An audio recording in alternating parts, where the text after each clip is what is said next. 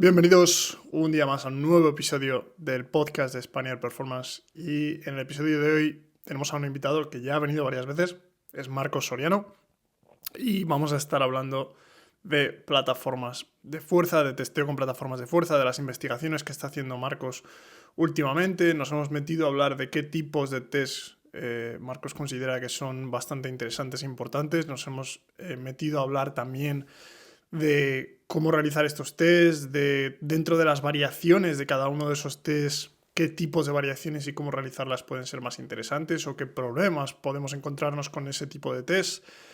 Y luego también nos hemos metido a hablar de los datos, de la manera de organización de esos datos a la hora de sacarlos, de extraerlos y de aplicarlos y analizarlos. Y nos hemos metido también a hablar un poquito del rol del Sport Scientist y de cómo está surgiendo y algunas cosillas más. Tengo que aprovechar también porque a partir de este episodio, este podcast va a estar patrocinado en parte por Hawking Dynamics. Hawking Dynamics es una empresa de plataformas de fuerza que ofrece una solución a través de las plataformas de fuerza, tanto el hardware como el software, que para mí siempre ha sido, aparte de que yo he tenido una relación con las personas que trabajan dentro de Hawking Dynamics, que para mí han sido grandes amigos desde hace varios años ya y me han ayudado mucho tanto a comprender el mundo de las plataformas de fuerza como del testeo, como de la aplicación dentro de nuestro trabajo como preparadores físicos. Son personas increíbles, no solo eso, sino que creo que tienen el mejor producto que hay en el mercado ahora mismo, sin ninguna duda. No solo eso, sino que al igual que Vitruve, que es la otra marca con la que patrocina este podcast también, son una solución al testeo y a todo el trabajo que nosotros hacemos, que lo hacen mucho más sencillo. No solo es porque el producto es mejor, sino porque la obtención de datos, el software que tienen y la manera de ayudar a los entrenadores a utilizar todos esos datos es mucho mejor. Entonces, una de las cosas que yo siempre he hecho en el podcast es buscar trabajar con empresas y con personas que se alineen un poco a la rigurosidad que yo intento darle a la información con la que trabajamos y hablamos, que además esa rigurosidad no siempre se trata de dar la verdad, sino de dar una opinión o de dar una visión de las cosas que no ofrece solo un camino, sino que ofrece muchos caminos. Eso muchas veces nos lleva a no ser tan populares dentro del mundo de la preparación física o del fitness, pero al final es lo que tenemos que hacer. Tenemos que conocer aquellas cosas que no sabemos y que no conocemos, tenemos que sacarlas a la luz, y esa es la única manera que tenemos de realmente saber cómo atajar esas cosas, y con el tiempo y con ese trabajo se acaba descubriendo un poco lo que funciona mejor o peor, pero dando soluciones rápidas y fáciles a cosas en las cuales realmente no estamos seguros o no conocemos. No va a ser la solución jamás. Y al final, cuando va pasando el tiempo, todo el mundo acaba desembocando en estos recursos que son más útiles, que no siempre dan una solución exacta, pero que sí que te dan la posibilidad de pensar de manera crítica y de encontrar las soluciones por ti mismo. Entonces, esto es uno de los temas también que hemos tratado con Marcos, porque para mí es un investigador, también un entrenador que piensa mucho como yo, que es muy inquieto a la hora de investigar, a la hora de conocer y de aprender. Y la verdad es que es un placer siempre tenerlo aquí. Así que nada, vamos con el podcast, y como siempre os recuerdo que podéis compartir esto dentro de vuestras historias, redes sociales, y ayuda un montón al podcast. Así que nos vemos dentro. Estás escuchando el podcast de Spaniard Performance, dedicado a conocer todos los aspectos del rendimiento físico y mental. Soy Rodrigo Alvira, y si quieres llevar tus conocimientos y tu rendimiento a su máxima expresión, este es tu podcast.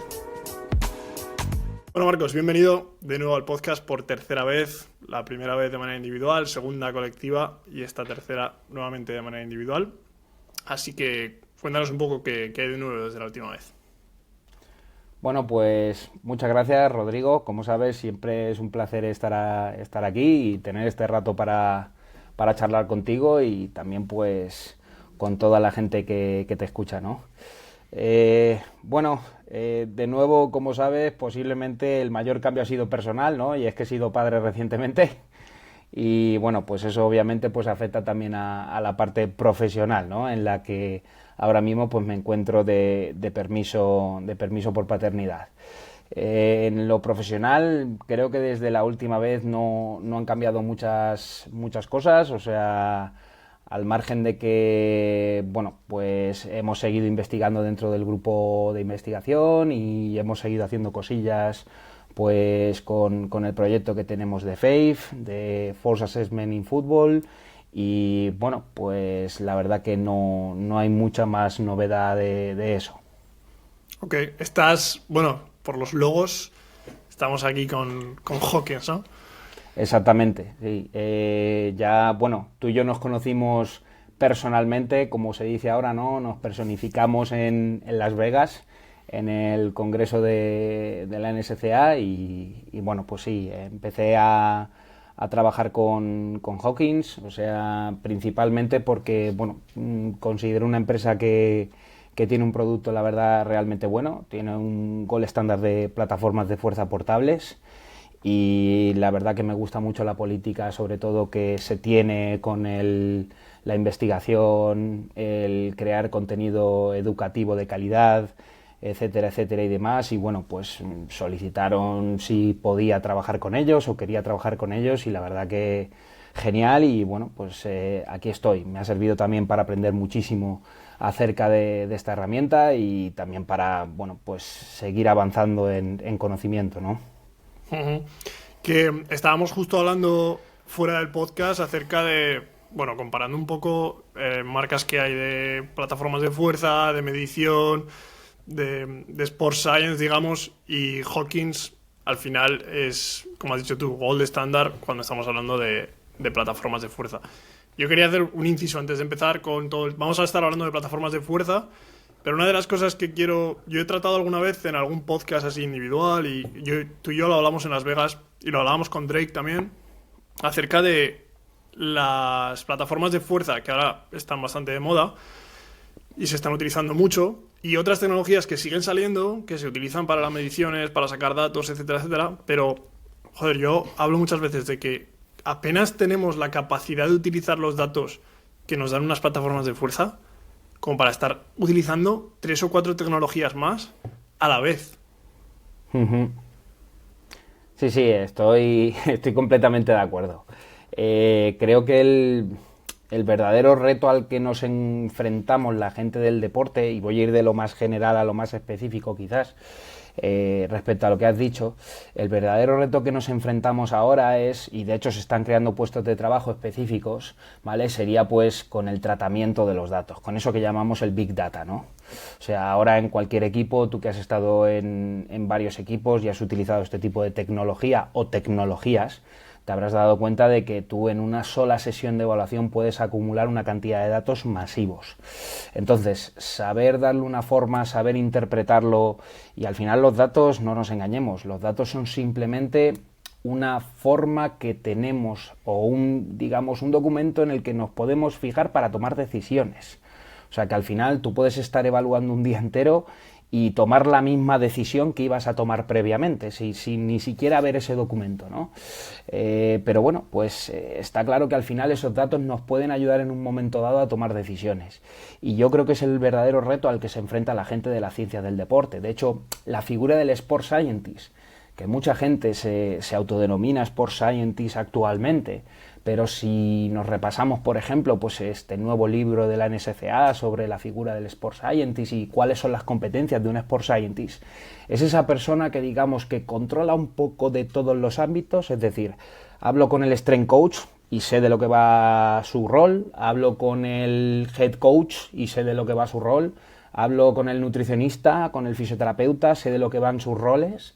Y al final yo lo que hago es dedicarme a todos los datos de todas las subsecciones, juntarlos e intentar sacar unas conclusiones generales sobre cuál es el estado de un deportista dado, cuál es el estado del equipo y hacia dónde vamos, ¿no? Entonces, esa sería la figura de un Sports Scientist, que te voy a decir una cosa, posiblemente a lo mejor yo haga funciones de research y demás, porque bueno, me dedico a eso a nivel también docente y en la universidad, pero no sé si soy un Sports Scientist como tal, porque yo no ocupo ese rol, ¿no? De tener esa comunicación entre departamentos y sobre todo manejar los datos de esa manera mediante estas nuevas técnicas, ¿no? De Big Data, de procesamiento y tratamiento de la información y demás.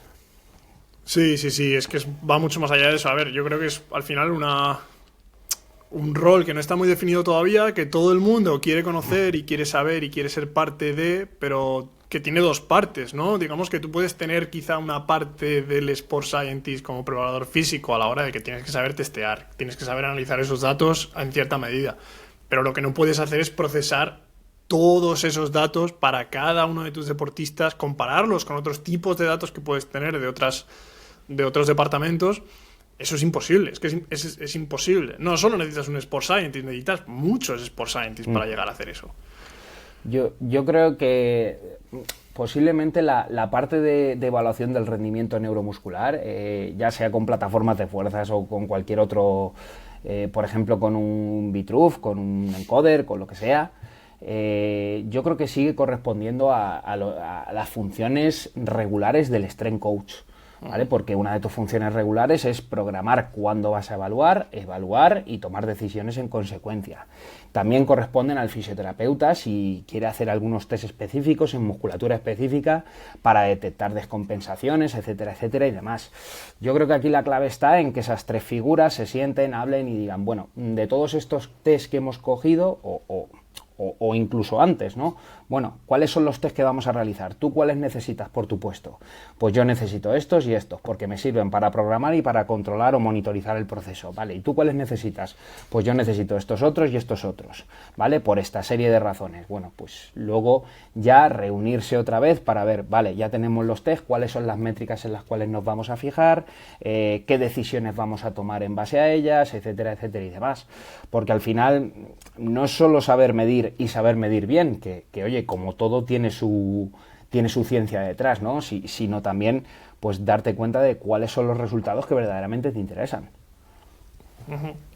Sí, totalmente. Es que es complejo, pero bueno, eso yo creo poco a poco se irá definiendo y nos daremos cuenta, pero a mí me da rabia a veces, ¿no? Nos pasamos de la raya porque algo está muy, muy de moda y queremos tenerlo todo en vez de poco a poco ir con una cosa detrás de otra, y esto va básicamente un poco detrás de lo de Gold Standard, ¿no? Al final, ahora mismo además el podcast justo en el primer episodio que es así, Vitruve y Hawkins son sponsors directos del podcast, entonces el conocer un poco lo que hay marcas haciendo cosas específicas, centrándose realmente en mejorar específicamente una cosa, y luego hay marcas que buscan tenerlo todo, que al final sí, vas a poder ayudar, vas a poder dar soluciones, pero el preparador físico, en este caso, que es realmente al quien estamos hablando, pero incluso el Sport Scientist, tiene que centrarse en aprender y utilizar bien una herramienta, que no solo eso, es que ni siquiera las personas como tú que estáis investigando esa herramienta la conocéis al 100%. Yo me arriesgaría a decir que ni el 10% de todo lo que se podría llegar a utilizar. O sea que... Una de las conversaciones que yo siempre tengo con John, que posiblemente haya sido de las personas que yo conozco y que más sabe acerca de plataformas de fuerzas, su propio nombre en redes sociales, ¿no? The Force Plate Coach, yo creo que lo dice todo, pero siempre John me dice lo mismo, me dice algo así en inglés como que no sabemos o que estamos acariciando suavemente, ¿no? Como la carcasa, que no sabemos de verdad lo que hay debajo, ¿no? Y como dicen muchos en inglés, ¿no? Pues lo que hay dentro de esa caja negra. Entonces, en verdad, hace falta muchísimo aún por conocer, ¿no? Tendemos a ser muy reduccionistas, y yo, una frase que repito mucho y en la mayoría de los equipos a los que voy o a los que tengo la oportunidad de asesorar y demás, es no existe una métrica para dominarlos a todos. O sea, todo el mundo busca al final una sola métrica que le dé toda la información o que le haga tomar una decisión. Si salta menos es que está fatigado, no tiene por qué. Si da un mayor pico de potencia es que ha mejorado, no tiene por qué. Hay muchas de estas variables que se pueden inflar o se pueden directamente devaluar, pues por otra serie de razones, ¿vale? Y que posiblemente a lo mejor tienen poco que ver con digamos, ese paradigma reduccionista que hacemos nosotros. Si P, entonces Q. Si ha pasado esto, implica esto, ¿no? En este caso, correlación no implica causación o no implica causalidad, que sería más correcto en castellano. Eso es. Pues coméntanos si quieres un poco, vamos a hablar un poco de las plataformas de fuerza, sobre todo de Hawkins, y un poco de lo que habéis estado haciendo con las plataformas de fuerza. Luego nos meteremos a hablar de cada uno de los test que podemos o que conocemos dentro de las plataformas de fuerza y luego de los datos. Perfecto. Bueno, pues comenzando yo creo desde el principio con el tema de plataformas de fuerzas. A ver, yo tuve la oportunidad de trabajar con ellas, con las que yo trabajé fueron AMTI y estaban incrustadas, y fue con motivo de mi tesis doctoral, ¿no? Porque, bueno, pues al final yo quería medir variables cinéticas en ejercicios de la halterofilia, pues como ya lo sabéis, ha sido mi principal línea de investigación, y de hecho, bueno, pues sigo con ello también haciendo cosas, y me parece que son una herramienta muy interesante, porque al final, para tú poder saltar o poder tener cualquier tipo de rendimiento, tú necesitas aplicar fuerzas de reacción al suelo. O sea, necesitas aplicar fuerzas sobre el suelo y este suelo te devuelve unas fuerzas de reacción, ¿no? Entonces, en base a esto, tú puedes sacar multitud de métricas. ¿Cuál ha sido el problema? Que estas plataformas de fuerza tradicionalmente estaban en laboratorios o estaban en universidades, ¿vale? Un material bastante caro, el cual tiene una serie de mantenimientos, etcétera, etcétera y demás, y que los propios software no tenían un procesamiento rápido. O sea, yo recuerdo en mi tesis doctoral, al final, descargarme todos esos archivos Excel de cada una de las repeticiones y tener manualmente que construir esa planilla Excel para decir, oye, quiero que me cojas el movimiento desde aquí hasta aquí. Tienes que interpretar que cuando aquí superamos no sé cuántas desviaciones estándar o disminuimos no sé cuántas desviaciones estándar, el movimiento ha empezado. O sea, era al final algo bastante tedioso. De hecho, yo recuerdo en su momento yo tardaba 2 horas por sujeto. Y estamos hablando de que evaluaba 9 repeticiones. Entonces, ¿qué ha sido lo que ha cambiado o ha revolucionado todo esto? Lo primero, y bueno, pues que hayan surgido nuevas y más empresas las cuales oferten plataformas de fuerzas. Porque antes eran 3, 4 y claro, pues al final tienes el mercado. Pero cuando ya empieza a haber 10, 12, ¿vale? Pues al final esto es teoría de oferta y demanda. Yo no soy economista, pero entiendo que esto va así, ¿no? Por otra parte, ha sido coger estos materiales, no hacer plataformas en este sentido, pues que estén incrustadas en el suelo, sino hacer unas plataformas portables, ¿vale? Para llevarte o cambiar ese paradigma de, es que el atleta ya no viene al laboratorio. De hecho, cada vez ya, yo creo que en mis últimos años de investigación, creo que no he traído nunca un atleta al laboratorio. O sea, siempre voy yo al campo. Y creo que es ahora el nuevo paradigma que también están pidiendo los clubes deportivos. O sea, no, tráeme tú tu material aquí al campo y yo me testearé en el campo. Entonces creo que así de verdad tendremos datos reales. Y luego ya la tercera parte o la tercera pata y la más importante ha sido el desarrollo de estos software. O sea, el desarrollo de software, que es ahora mismo donde yo me encuentro trabajando, no codificando ni nada de esto porque no soy ingeniero, pero me encuentro trabajando en la optimización de elección de métricas, cómo detectar esos movimientos, dónde decidir, por ejemplo, pues en un salto vertical, en un CMJ, si el movimiento empieza, si no empieza, dónde finaliza el movimiento, etcétera, etcétera y demás, y cuáles son las métricas más adecuadas, ¿vale? Para poder analizarlo. Entonces estamos hablando de que ahora tú puedes analizar un movimiento que antes te tirarías mínimo el proceso de descargarlo, meterlo en una hoja Excel, que la hoja Excel, bueno, trabajar la hoja Excel para hacerlo, que a lo mejor te puedes tirar una semana y media, una vez ya la tienes una spreadsheet ya hecha automática, es únicamente meterle datos, ¿no? Pero tu semana y media te la pegas. Ahora estamos hablando de que eso es automático, de que eso directamente te sale ya, o sea, porque ya tienen los cálculos automatizados, únicamente tienes que seguir una serie de procedimientos para asegurarte de que estás midiendo bien. Entonces, no solo nos está dando datos de muchísima más calidad, sino que también estamos teniendo la oportunidad de almacenar y de tener muchísima información muy, muy buena. Un ejemplo que yo siempre pongo es el de los squat jumps. Yo estoy seguro de que la mayoría de los squat jumps que se han testeado a nivel internacional y bueno, te animo a que intentes hacer un squat jump, están mal hechos.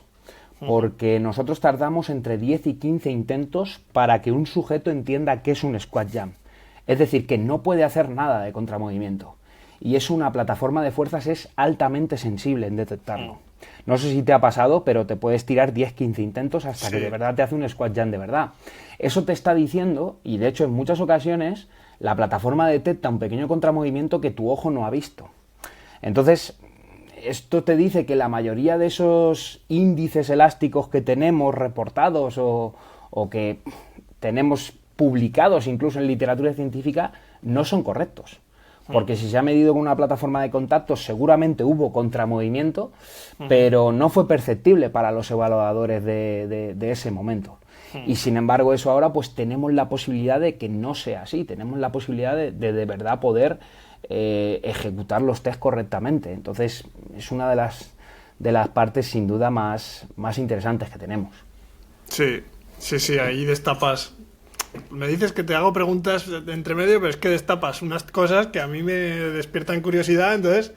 No, pero sí, bueno, ese tema no nos metemos ahora, pero es súper interesante acerca de... Sobre todo porque a partir de ahí sacamos una serie de índices, como dices tú, elásticos y una serie de suposiciones. Justo yo la semana pasada hacía un podcast en el que hablábamos de clasificación del deportista, según sus capacidades elásticas o no, o propulsivas, y esa es una parte que no mencioné y que es verdad que puede causar un error total a la hora de clasificar a esa persona. Es decir, todo lo que yo pensaba, pues realmente no es así. Es verdad que como vienes tú ya predecido o predeterminado por una serie de ideas, porque tú has visto a ese deportista jugar y más o menos sabes cómo se mueve, dices, pues tiene sentido. Pero realmente a nivel de datos no es exactamente así 100%.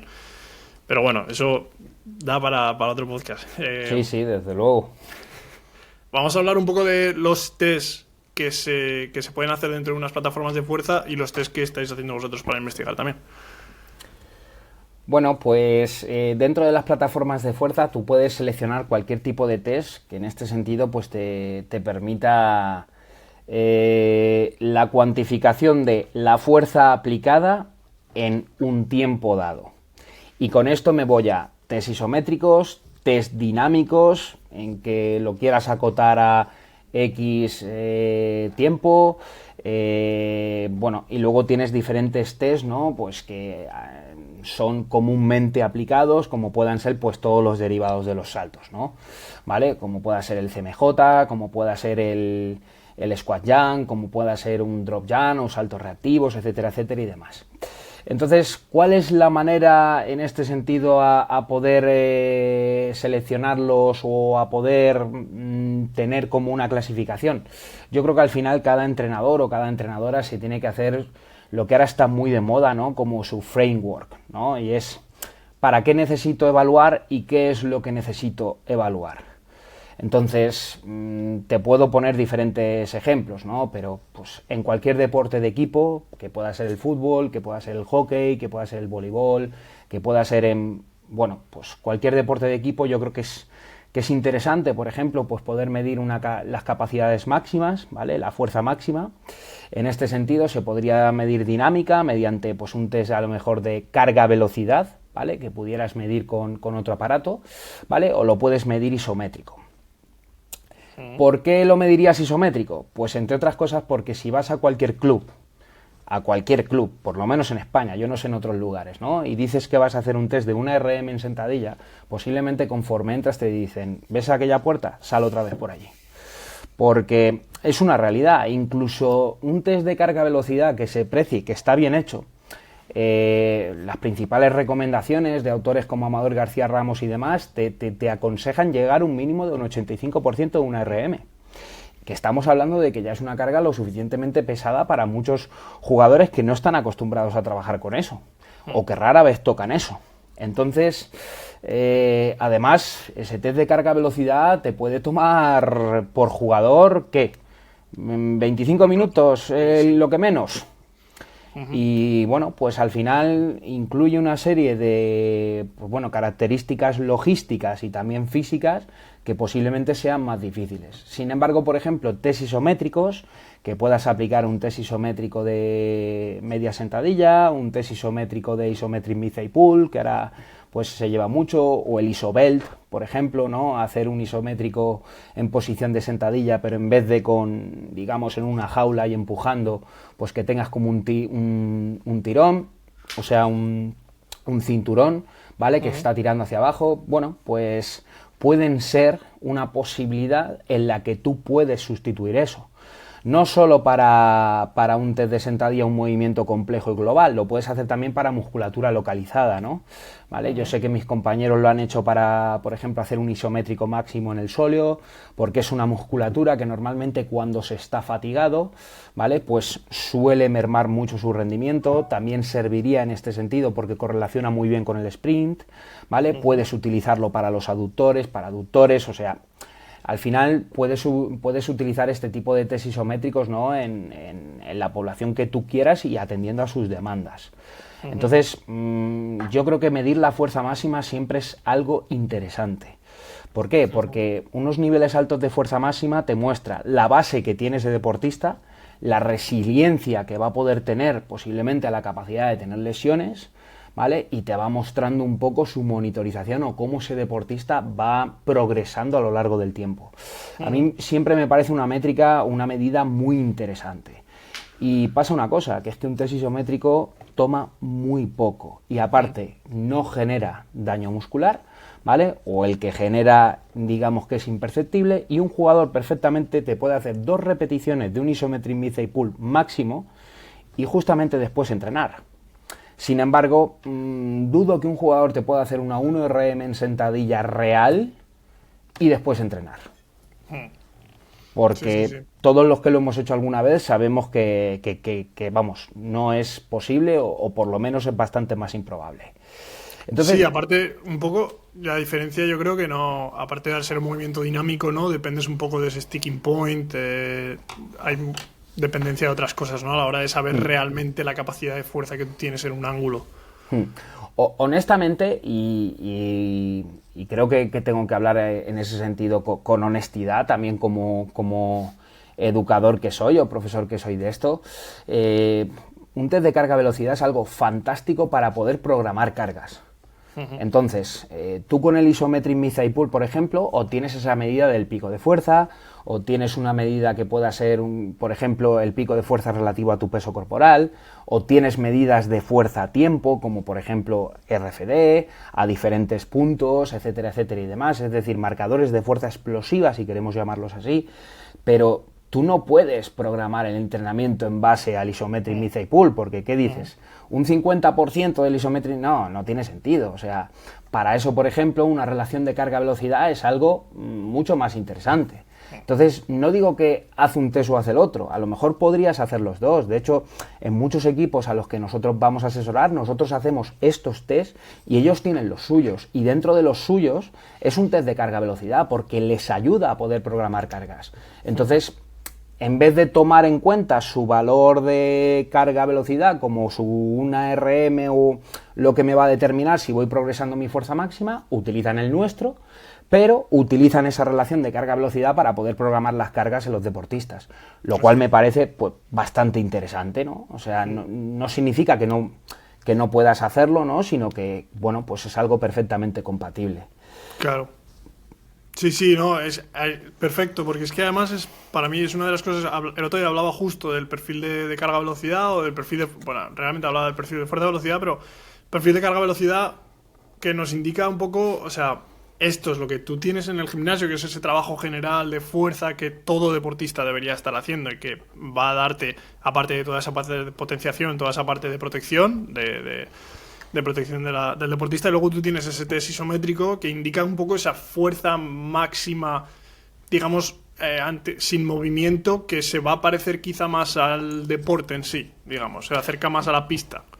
y a su capacidad máxima, o sea, la capacidad máxima que tiene ese deportista de poder generar fuerza. Entonces, si tú ves que esa medida va progresando a lo largo del tiempo, pues ya es algo lo suficientemente interesante, ¿no? O sea, de que ese deportista va mejorando ese valor a lo largo del tiempo.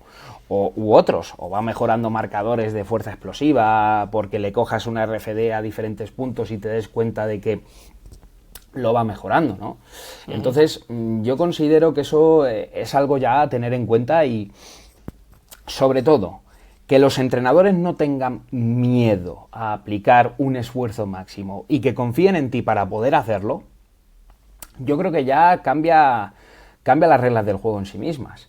Porque es que hasta hace bien poco yo creo que un test máximo dinámico, llamémosle una RM, es prácticamente inviable de poder hacer en la mayoría de deportes de equipo y muchos individuales, al menos que yo conozca, exceptuando lanzadores, exceptuando halterófilos, exceptuando deportistas que de verdad están acostumbrados a trabajar con muchas cargas y que testean unas RMs periódicamente, ¿no?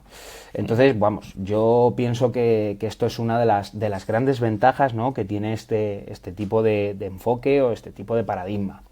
Sí. Por otra parte, no tienes solo la fuerza máxima, ¿no? Es una de las que te digo que creo que es interesante, ¿no? Entonces, aquí nosotros otra de las cosas que utilizamos para ese framework, ¿no?, es pues la posibilidad de testear esa capacidad que tú tienes de aplicar fuerza ante otras acciones que son más rápidas. Y, por ejemplo, utilizamos lo que llamamos, y también define así Lackland James, hay un artículo bastante chulo publicado en la Strength Conditioning Journal, sé que empieza Strength Diagnosis, Not All Strength is Created Equal o algo así, y que muestra muy bien en un gráfico, pues bueno, que al final, no sé si llamarlo manifestaciones de la fuerza, si queremos entenderlo así, pero que al final pues tenemos diferentes maneras de aplicar fuerza en función del tiempo que tenemos y de cómo debemos de aplicarla, ¿no? Para cada situación. En este caso, la aplicación de fuerza máxima isométrica, tienes todo el tiempo del mundo para poder desarrollar un valor de fuerza máximo, ¿no? Y efectivamente, pues dentro del mismo test, si tú das las suficientes indicaciones, el sujeto puede hacer este test de manera más explosiva, ¿vale?, entre comillas, para poder también medir esa capacidad de fuerza rápida, ¿no? Ahora, hay acciones como un CMJ que dura lo que duran. Un CMJ dura lo que dura un CMJ, o sea, tú tienes X tiempo para poder aplicar la máxima fuerza posible que te permita generar el mayor impulso mecánico y alcanzar una mayor altura de salto. Fin. O sea, no hay posibilidad de aumentar ese tiempo porque, bueno, pues ya perderías energía elástica, perderías posiblemente efectividad en ese movimiento. Pasa lo mismo en este caso con un drop jump, o pasa lo mismo con un rebound jump, con un counter moment and rebound jump. Sería una manifestación reactiva. Entonces se trata sobre todo, si mides este tipo de test, ¿no?, de aplicar un ciclo estiramiento-acortamiento rápido. De nada sirve hacer un rebound jump o hacer un drop jump, que los habrás visto muchas veces, en el que el jugador se hunde en el suelo y después es como prácticamente otro salto, ¿vale? Entonces, bueno, pues estas son las cosas que podemos controlar, pero gracias a esto podríamos tener ese framework en el cual yo mido fuerza máxima, mido un marcador de fuerza balística, que puede ser el CMJ, y luego mido un marcador de fuerza reactiva, como podría ser el drop jump.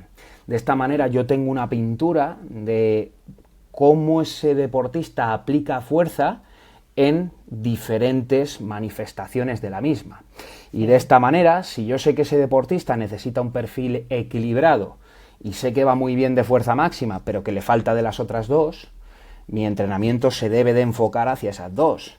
Si yo sé que este deportista, por cualesquiera que fueren las razones, es rápido, es decir, balísticamente aplica fuerza bastante bien y reactivamente también, pero los valores de fuerza máxima están relativamente bajos, pues entonces sé qué es lo que tengo que trabajar, ¿no?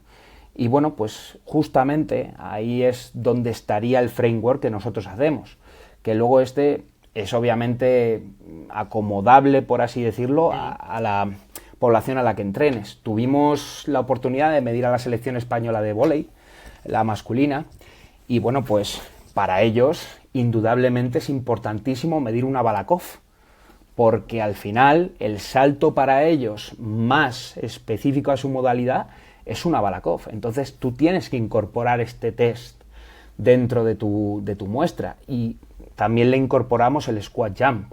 ¿Por qué? Porque para ellos es muy importante conocer, ¿no?, ese índice elástico y esa relación. Entonces, bueno, dependiendo de la población a la que entrenes, pues tú puedes incluso modificar este framework que nosotros tenemos un poquito más general y llevártelo pues a otras modalidades para lo que pueda ser más importante o más interesante para ellos. Sí, totalmente. Me surgen varias dudas, empezando por el test isométrico. Empecemos. Que creo que son cosas interesantes a nivel de preparadores físicos que estén haciendo muchos test. Y creo que nos podrás responder a esta pregunta porque al haber hecho tantos test, el aprendizaje del test isométrico, ¿cuánto tiempo crees que puede llevar para enseñar? O cuando vosotros habéis hecho estos test, ¿cuánto tiempo os ha costado enseñarles? ¿Ha habido mucha diferencia desde el primer test hasta el segundo, tercer, cuarto test en el cual ellos se tienen que acomodar a producir esas fuerzas de manera isométrica? ¿Y cómo lo aproximáis esto? Mira, una manera muy fácil de poder hacerlo, y yo creo que todo entrenador debería de manejar un poco de estadística básica, ¿no?, pero muy básica. Y es, por ejemplo, poder medir el coeficiente de variación entre un test y otro, ¿vale? O sea, entre repeticiones.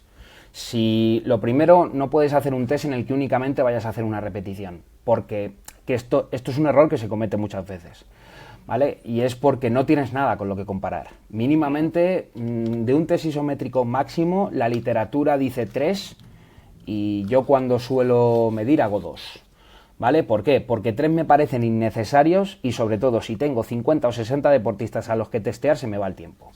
Pero 2 sí que me parecen interesantes. ¿Por qué? Porque entonces tienes ese test, retest, ¿vale? O tendrías un interrepetition reliability que se llama, ¿no?, que es comparar la primera con la segunda repetición. En base a esto yo me fijaría en un valor absoluto del coeficiente de variación.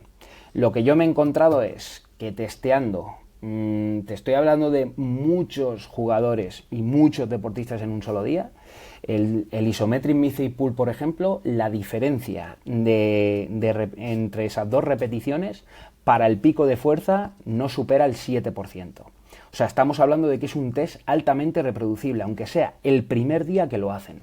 Porque es tan sencillo, es colocarlos en la posición, que ahí tiene que tener experiencia el evaluador, ¿no?, de saber cuál es la posición en la que se coloca, porque no existen unos grados X.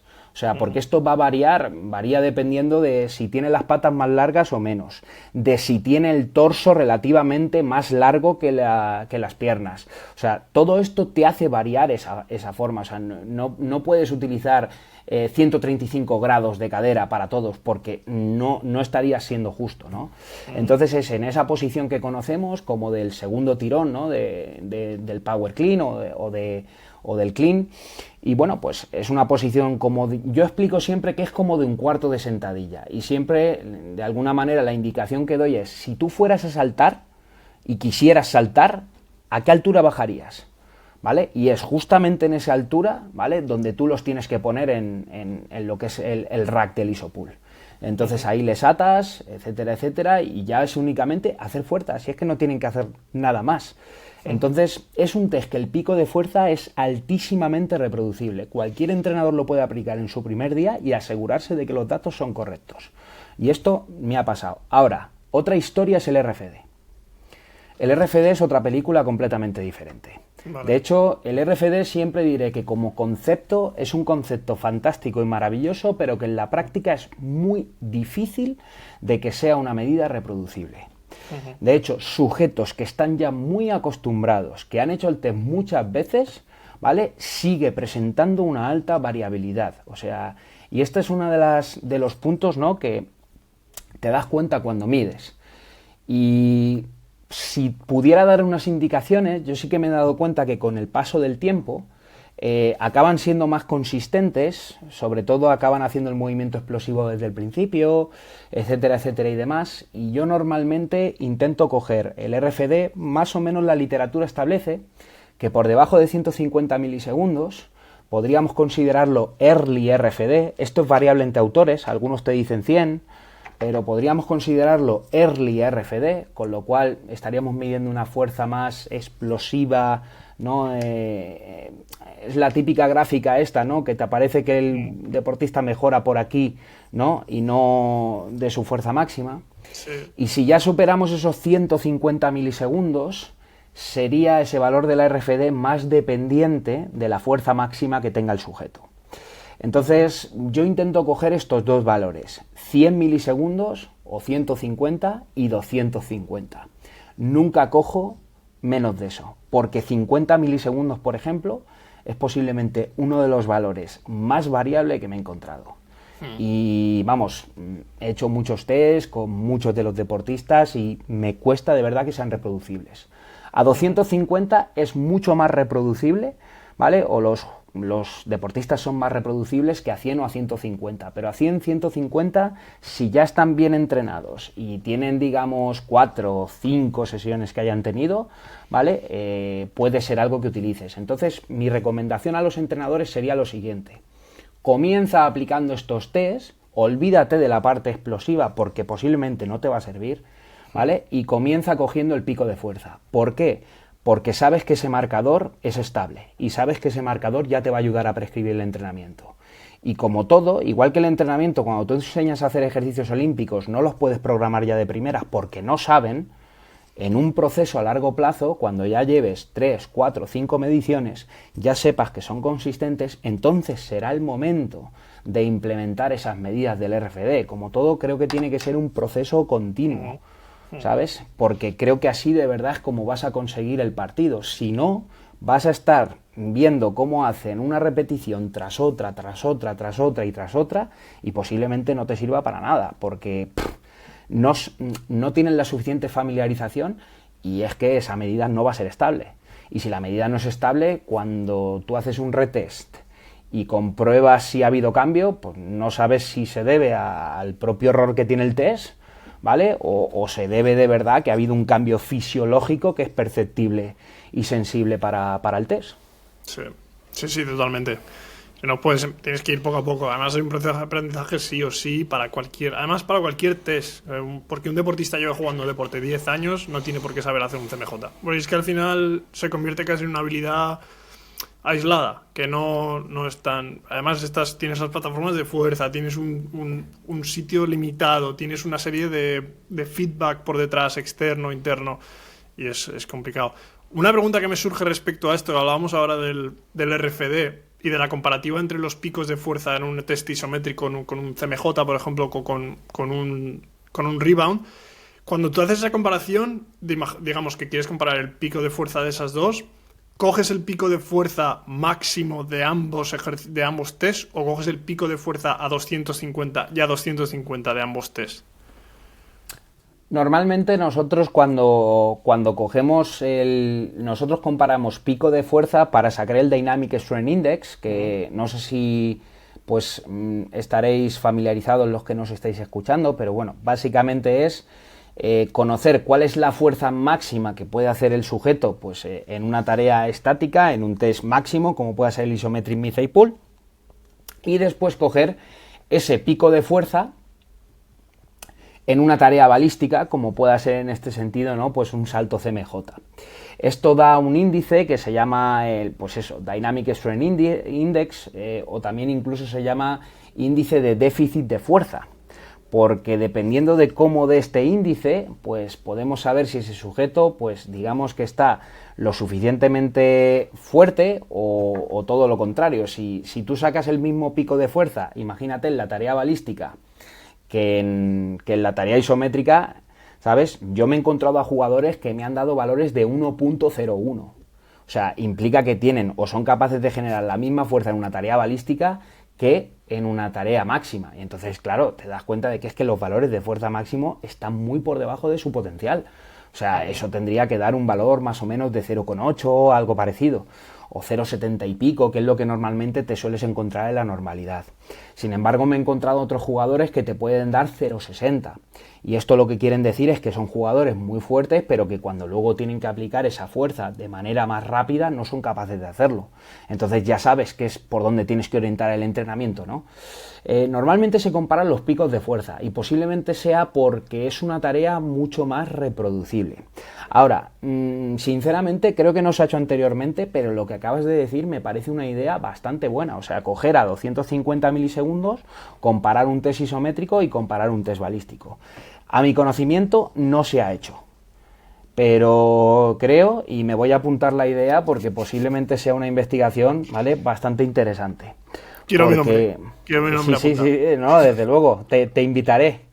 Te invitaré a participar, pero me parece algo que podría ser bastante interesante.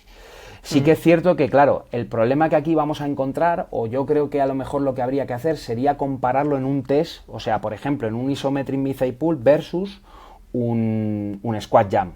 Porque si metes un CMJ, estás metiendo el tiempo que tardas en esa fase, ¿no?, de que nosotros conocemos de unweighing, o le puedo llamar fase excéntrica o como queramos, que al final está ocupando tiempo y no se va a configurar, ¿no? Pero sí que a nivel concéntrico puro sería interesante saber, oye, a 250 milisegundos cuánta fuerza soy capaz de aplicar, y a 250 milisegundos en una tarea puramente concéntrica como es un squat jump, cuánta fuerza es capaz de aplicar este deportista.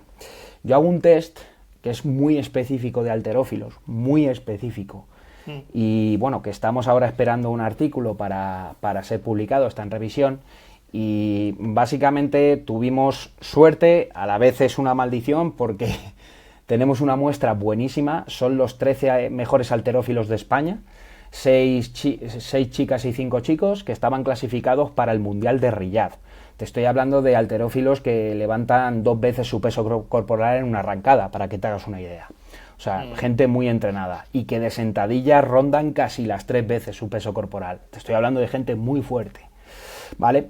Yo les hago un deep squat jump, es decir, desde la posición de sentadilla profunda con una pica encima para que no se desestabilicen, ¿vale? Con una pica encima como si fuera un squat. Desde esa posición me hacen un salto. Y los halterófilos buenos, que son estos, básicamente, son capaces de saltar más o menos lo mismo desde esa posición que en un CMJ. Que no, para que te hagas una idea, ¿qué es lo máximo que tú has testeado con una plataforma de fuerzas de altura de salto? Claro, esto es con una altura de salto, una plataforma de formas que no era Hawkins, pero creo que fue De CMJ, de CMJ. sin brazos. Yo creo que pudo ser 65 o 68.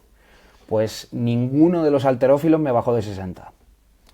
Para que te hagas una idea. O sea, unos botes, pero verdaderamente impresionantes. Y lo mejor de todo era ver esa curva fuerza-tiempo de la que hablábamos. O sea, porque te das cuenta de que es que son capaces de generar muchísima fuerza. Y luego incluso se relacionaba mucho con sus propias capacidades, ¿no? Porque decíamos, mira, este es más rápido. Y luego tú lo ves levantando y sabes que es más rápido. Y veías al otro y dices, mira, este como que aplica fuerza durante más tiempo, ¿no? Aprovecha más el tiempo y tiene una producción de fuerza más submáxima. Y te das cuenta de que levantando es así, o sea, entonces como que nos estaba dando ciertamente mucha información sobre estos deportistas. Lo hice con el seleccionador, con el doctor Javier Flores, y la verdad que me lo pasé muy bien porque fue una posibilidad de aprender muchísimo, ¿no? Y como había chicos, había chicas, la verdad que fue una sesión bastante chula. Qué guay, tío. Yo, haciendo un inciso ahí de levantamientos olímpicos, que ya hablamos en el primer podcast, como argumento de hombre de cavernas que utilizo yo siempre, es que observad a los levantadores olímpicos y hacedles si tienes a un tío que es muy bueno en levantamientos olímpicos, hazle un test de salto y observa lo que saltan en esas posiciones en estático, incluso en CMJ, un tío con un CMJ de levantador olímpico es una locura. Y sin haber saltado en su vida. O sea, quizá algo, pero el salto no es parte de su día a día. Entonces, para que alguien diga que el levantamiento olímpico no es algo que se puede incluir en el trabajo de un deportista, lo siento mucho, pero es que solo con ese argumento ya pierdes... No, yo ya no sé por dónde tirar después de eso, pero bueno, pequeño inciso, nada más. Otra pregunta que me surge acerca de lo que hemos comentado de esos 250 milisegundos de medida de la fuerza pico es, en una acción como el CMJ, esa fuerza pico muchas veces se da en la fase de breaking, digamos, y en cambio cuando estamos midiendo un CMJ, un isométrico, un isopush, es una fase concéntrica. Es ahí también quizá otro de los problemas a la hora de medir en esos 250 milisegundos o... Efectivamente, o sea, en el CMJ desde luego, por eso creo que sería mejor estandarizar el test a una acción, digamos, puramente concéntrica o puramente propulsiva, si quisiéramos llamarlo así. En cuanto al CMJ, y si quieres me puedo meter un poco con esto, aunque no están las cosas verdaderamente claras, pero bueno, para, pues también animo a quien nos esté escuchando de... Cada CMJ, cada salto es como si fuera una huella dactilar para cada uno de nosotros. Entonces tendemos a tener un mismo patrón, sobre todo a nivel de la curva fuerza-tiempo cada uno, como si fuera una huella dactilar, ¿no? Y lo que no estaba claro es qué tipo de patrón, digamos, que es más efectivo o es más eficiente dentro del movimiento, ¿no? Hay un artículo bastante chulo en el que participa Virgil y bueno, está publicado en Scandinavian, en una revista bastante buena, en el que se analizan más de 100 saltos de 100 deportistas diferentes. Y bueno, se sacan, pues, creo que todo el mundo ha visto un CMJ y sabe que hay CMJs en este caso de un solo pico, CMJs de 2 picos, como tú bien has dicho, unos en los que se produce el pico de fuerza en la fase céntrica, otros en los que se produce en la fase concéntrica posterior. Parece ser que esto viene muy determinado, ¿vale?, por las capacidades neuromusculares que tengan los sujetos. Pero parece ser que un salto, en este sentido que sea más eficiente y más efectivo, ¿vale?, porque yo creo que ambas van de la mano en este contexto, sería aquel en el que la fase de unwaking, el deportista es capaz de relajarse muy rápido, que ahora está muy de moda con estos métodos oscilatorios y demás, pero es capaz de relajarse muy rápido. Al relajarse tan rápido acumula mucha energía elástica, es capaz de utilizar esa energía elástica en esa fase excéntrica, obteniendo su pico de fuerza en la fase excéntrica, que no nos olvidemos, el pico de fuerza en la fase excéntrica se produce justamente en el punto que llamamos force at minimum displacement, o es en el punto más bajo del movimiento, es decir, cuando hemos frenado. Y a partir de ahí, gracias a generar ese pico de fuerza, toda la fase propulsiva posterior, digamos que está potenciada, ¿vale?, gracias a haber obtenido ese pico de fuerza previamente. Hay una cosa que creo que es interesante para los entrenadores y que he observado yo haciendo pruebas. Cuando tú a un deportista que normalmente te suele hacer ese pico de fuerza en la fase propulsiva, porque tiene un bimodal, digamos, ¿no?, tiene como 2 picos dentro de esa curva fuerza-tiempo, le aplicas ejercicios del rollo pliométricos con excéntricos acentuados, no sé si los has hecho alguna vez, ¿no?, poniéndole pues 2 mancuernas y soltándolas en el momento, ¿no?, del cambio de excéntrico a concéntrico, y le aplicas este tipo de estrategias, tú puedes ver perfectamente cómo esa curva fuerza-tiempo varía, y ese deportista, gracias al estímulo que tú le has metido excéntrico acentuado o pliométrico excéntrico acentuado, produce su pico de fuerza en esa fase de braking. En lugar, y posiblemente ya no te haga un doble pico, te haga un pico único, ¿vale? Y entonces, eso repetido a lo largo del tiempo, esos mismos deportistas acaban pasándose a, digamos, este tipo de salto que es más eficiente y más eficaz. Si yo te doy la experiencia que he visto, por ejemplo, en halterófilos, que desde mi punto de vista, sobre todo los halterófilos de alta competición, a nivel neuromuscular, sean los más superdotados, todos, sin excepción, producen el pico de fuerza en la fase excéntrica. Incluso aunque entre ellos haya diferencias de este es más rápido, este es... no, pero todos hacen el pico de fuerza en esa fase excéntrica o en esa fase de braking.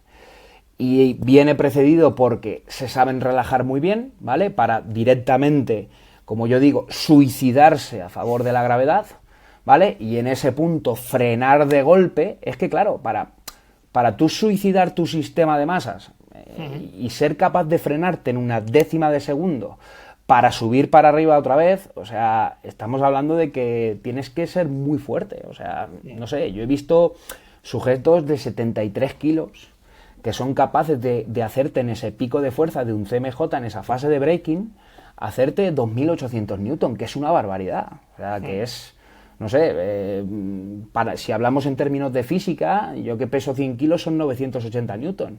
Que estamos hablando de que aplican 4 o 5 veces su peso corporal en una simple fase de frenada. O sea, en una simple frenada. Estamos hablando de que, claro, si tienes un deportista que es capaz de aplicar esos niveles de fuerza en una simple fase de frenada, pues, vamos, tiene unos frenos que ni un Ferrari, ¿sabes?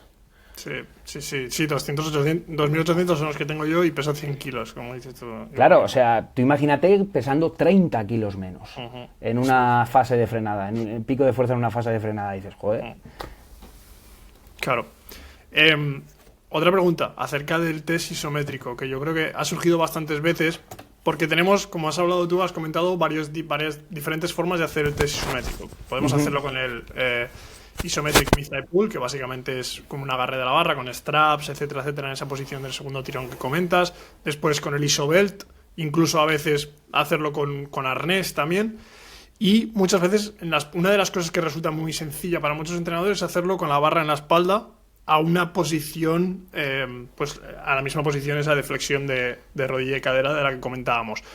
Una de las cosas que yo he observado con muchos deportistas que pueden tener torsos más altos o que por lo general son gente más larga es que tanto el Isometric Mid-Thigh Pull, con el que tiramos de manos, como el que ponemos en la espalda, produce mucha tensión al nivel de la caja, al nivel de la zona torácica de la espina dorsal, de la columna vertebral.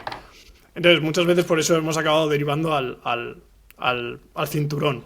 ¿Eso es algo que tú has visto o que crees que hay algún tipo de solución? Mira, yo te voy a comentar la experiencia también que tengo, ¿vale? Sobre todo porque tuve un alumno pues haciendo un TCM sobre esto y vamos, esto lo aprendí mediante la práctica, ¿no? A mí empezamos a aplicar nosotros le llamábamos belt squat, ¿vale? Isobelt squat, y a partir de ahora pues lo denomino así para que sea más fácil el entendimiento. Nosotros hacíamos este belt squat y yo me creía que iba a ser un test que podía ser muy reproducible y todo esto, y de hecho el test es relativamente reproducible, sobre todo para el pico de fuerza, pero me di cuenta de que el test de por sí tenía también sus problemas, como todo, ¿no?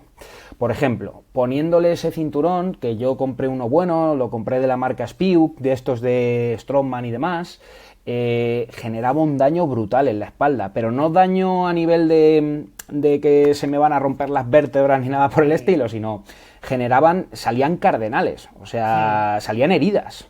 Y aparte picaba un montón en esa zona. Entonces el deportista inconscientemente deja de aplicar fuerza, porque aparte es que hace daño.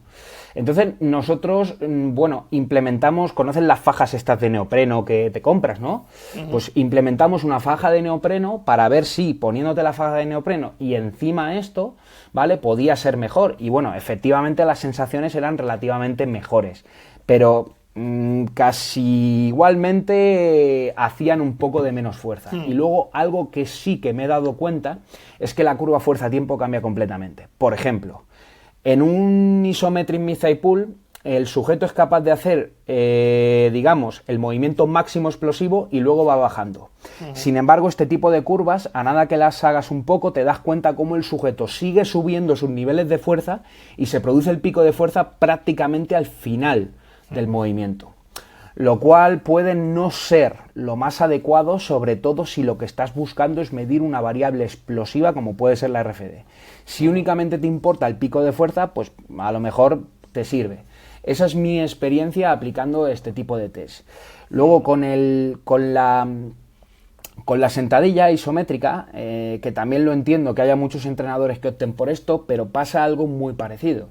Yo creo que se tiende inconscientemente como a adoptar la posición de pretensión, ¿vale? Y empezar empujando piano en crescendo, ¿vale? Y después alcanzar ese pico de fuerza pues prácticamente al final del movimiento, cosa que no es muy recomendable si lo que tú pretendes es medir en este sentido fuerza explosiva. Indudablemente aquí sobre todo a nivel antropométrico, ¿vale? Pues va a hacer que varíen todas estas mediciones, ¿no? Yo, por ejemplo, a nivel del isopull no me he encontrado muchos problemas, ¿vale? A nivel del isopool me ha sido fácilmente poder adaptar la postura, independientemente de que hay algunos que tienen el torso más erguido, de que hay otros que lo tienen un poquito más inclinado, porque obviamente, como tú dices, si es que dependiendo de cómo sean esas extremidades y demás, y sobre todo sus variables, pues te va a cambiar esto, ¿no? Pero yo no he encontrado que me reporten problemas, ni que me reporten me duele esto, o aquí tengo mucha tensión, o aquí tengo esta otra. A lo mejor sería una cuestión de variar la posición y ver si puedes conseguir una medida que sea verdaderamente efectiva sin que le hagas daño, ¿no? También es cierto que yo he trabajado con poblaciones que, vamos a ver, la población de fútbol están todos cortados por un mismo patrón. Un futbolista mide entre unos 65 y unos 85, ¿no? O sea, no es una diferencia abismal. Pero, por ejemplo, cuando trabajamos con la selección española de vóley, que te los puedes imaginar, ¿vale? Pues recuerdo que lo aplicamos perfectamente y que no tuvimos problema. A lo mejor en baloncesto los tienes más, porque tienes envergaduras mucho más, ¿no? Aquí, sobre todo, yo creo que lo peor que puede pasar es que tenga los brazos muy largos. Porque tener los brazos muy largos implica que la posición de tensión posiblemente sea más difícil de tener, ¿no? Porque le tengas que dar un valor más abajo y entonces tengan como el tronco más inclinado, me imagino. Pero vamos, ahí seguramente tengas tú más experiencia que yo con este tipo de población, claro. Bueno, realmente lo que comentas, o sea, a mí se me quejan con todos los test, eso es verdad. Entonces, pero realmente con el que menos se han quejado es con el Isometric Mid-Thigh Pull, porque como dices tú, el cinturón, por mucho acolchado que pongas, que pusimos, provoca un tirón dentro de la piel. Entonces, esos tirones siempre, o sea, siempre ha habido heridas. Con chicas pasa mucho más, incluso a veces, y les duele mucho más, y a los chicos también les molesta mucho. En la espalda fuera siempre. Lo que pasa que yo, con el Isometric Mid-Thigh Pull, lo que tú ves, tanto yo, cuando fui a ver a los de Hawking Dynamics por primera vez, me peté la espalda por completo, o sea, me quedé clavado en el sitio, y luego tuve un par de deportistas que se quedaron clavados. Pero es verdad que por lo general mucha más gente se ha quejado menos con el Isometric Mid-Thigh Pull que con el resto de test. Y lo que comentas también de ese tirón primero es mucho más explosivo y como dices tú, hay una subida, meseta, bajada, y en nosotros hay una subida, y además el tío sigue empujando, porque una de las cosas que veo con el cinturón es la inestabilidad. Sí, porque hay mucho más grado de libertad. Eso es, cuando empiezas a tirar, se empieza a mover de un lado hacia el otro y cuesta mucho más encontrar ese punto de estabilidad. Sí. Mira, honestamente nosotros hicimos una inversión y todo, o sea, en una plancha metálica y tal para poder medirlo y todo esto, y dejamos de usarlo, o sea, porque me di cuenta de que no nos iba a reportar unos datos mejores que los que ya teníamos. Aparte, los deportistas que íbamos testeando ya aprendían a hacer el Isometric Mid-Thigh Pull apropiadamente y bueno, pues la cosa al final se normalizó, digamos, ¿no? Yo nunca he encontrado a nadie que se me haya quedado clavado, como tú dices, ¿no? Yo he encontrado a alguno y más, yo trabajo con mucho futbolista y ya los conocemos y a lo mejor pues te pegan un tirón, ¿sabes? De hecho, te hacen un buen tirón y ¡puf! ¿Cómo cansa esto? Ya el segundo no lo hago. ¿Sabes? O sea, y te quedas así, pero ¿cómo que no lo vas a hacer? Pero el segundo no lo hago y el segundo no lo hago y no lo hago. Bueno, pues sin más. Pero que sí que es cierto que trabajando con ellos, y bueno, hemos medido desde primeros equipos hasta juveniles, cadetes, o sea, y no hemos tenido ningún problema, sobre todo a la hora de explicarlo, a la hora de aplicarlo, a la hora de desarrollarlo.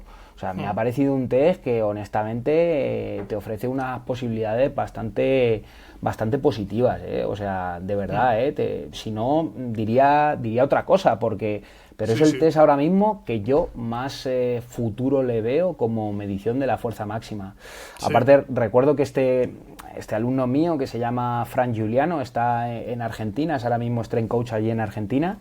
Me lo dijo, dice: Marcos, da igual, dice, como si levantan una pierna, como si se ponen de espaldas, dice, te vuelven a hacer el mismo pico de fuerza. Dice, es impresionante lo reproducible que es esta prueba, da igual el nivel de entrenamiento que tengan, o sea, es una prueba altísimamente reproducible, que yo creo que es más un tema de cómo sea el evaluador. O sea, que tú tengas al final ya mucha experiencia colocando a sujetos, sabiendo cuál es la postura correcta, porque por las redes luego vemos a mucha gente que está testeando y que de verdad está haciendo cosas que están muy mal hechas, o sea, y te das cuenta, dices, oye, esa posición no está bien, o el jugador así no está bien, o luego tonterías como, en muchas ocasiones, a ver, si tienes una jaula, un rack, perfecto, pero si no la tienes, mucha gente utiliza una barra.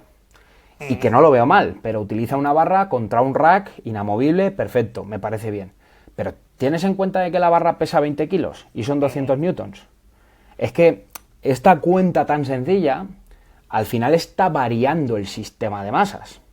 Entonces, si tú, imagínate, por cualesquiera que fueran las razones, hoy testeas con tu rack y luego vas a otro sitio porque estás de gira y testeas con la barra, ¿sabes? Y dices, ¡guas! ¿Tienes 200 newtons más de pico de fuerza? No tienes 200 newtons más, o sea, llevas una barra que pesa 20 kilos. O sea, pero es que de verdad, estos errores que parecen tan sencillos, me he encontrado que se producen. Sí. Sí, además son cosas que, bueno, desde lo más increíble a veces he visto hasta cosas que son quizá más detalles que a veces la gente no llega a pensar, pero que eso hay que tener en cuenta. La fase de weighing tiene mucho que ver ahí. Si tienes una barra encima, pues cambian mucho las cosas. Pero sí, yo la verdad es que conforme voy haciendo más test y más, el Isometric Missile Pull he acabando como volviendo a él. Después de haber pasado por decir, no me gusta, paso al de la barra, no me gusta, cinturón, se me queja todo el mundo con el cinturón. Además es que es con el que más se queja la gente, con el cinturón, y con el que los datos son más raros en sí. Simplemente por esa inestabilidad y porque se quejan mucho. Entonces, pero bueno, al final hay que encontrar para cada uno el que mejor vaya. Vamos a hablar un poco de los test balísticos y de los test de fuerza reactiva. Coméntanos un poco, hemos hablado de los test que vosotros habéis hecho, pero coméntanos cada uno de cómo los hacéis y luego qué datos obtenéis de cada uno de esos. Bueno, en cuanto a los test balísticos, por empezar, pues yo creo que por experiencia también con el testeo y posiblemente por que es el test más utilizado a nivel deportivo, pues indudablemente tendríamos que nombrar el CMJ, ¿no? El Counter Moment Jump. Ese principalmente. Podrías hacer un squat jump, sobre todo en aquellas situaciones en las que quieras tener en cuenta ese índice elástico y quieras tener en cuenta la diferencia de lo que pasa en un CMJ versus la diferencia de lo que pasa en un SJ. Yo en la mayoría de los equipos en los que voy a medir esa parte de fuerza máxima, balística y reactiva, yo el squat jump no lo utilizo. ¿Vale? ¿Por qué no lo utilizo? Porque, bueno, pues voy con un tiempo limitado, considero que con estas tres yo ya me llevo una información bastante interesante y no es necesario ese squat jump. Que por algo específico yo quiero medir este squat jump porque quiero tener algo sobre el índice elástico y demás, perfecto, se puede hacer. Otra cosa es que, bueno, pues en ocasiones pues tienes que elegir, ¿no? Y yo normalmente pues suelo elegir de esta manera. El CMJ, bueno, pues no se puede hacer muy mal, y me explico. Las aplicaciones, en este caso la aplicación de Hawking Dynamics, está perfectamente preparada para que el test se ejecute perfectamente. ¿Qué solía pasar? Y me ha pasado con muchos compañeros míos que vienen de testear a lo mejor en una plataforma de contactos o vienen de testear de otra manera. ¿Vale? Pues le dan al play directamente y el sujeto aún se está moviendo, que se está medio colocando, y claro, el system weight no lo coge completamente plano, ¿vale? Sino que coge ondeadas como que se está moviendo. Entonces, claro, si yo peso 100 kilos, pero como me estoy moviendo encima, me está marcando diferentes pesos, tanto por arriba como por debajo, pues directamente el test da error. Esto ya es algo muy bueno, porque sabemos que muchos test que se han testeado en plataformas de fuerzas, hasta que se han empezado a publicar estándares de realización de test, que por ejemplo el Dr. John McMahon tiene artículos muy buenos que, como él dice, esto es the boring stuff. Y sí, son las cosas aburridas, las cosas que a nadie le gusta hablar en un paper, pero es que son las cosas que, si no te aseguras que el test está bien hecho, es que cualquier medida que tomes está mal, ¿sabes? Entonces, bueno, pues una vez ya todo esto está configurado dentro de la aplicación para que tú no puedas fallar, porque como algo de eso falle, la aplicación directamente te tira el intento, te dice, oye, es que el test no está bien hecho, ¿vale? Fallo en la fase de unweighing. Y bueno, pues tú directamente ya tomas el test positivamente, ¿no?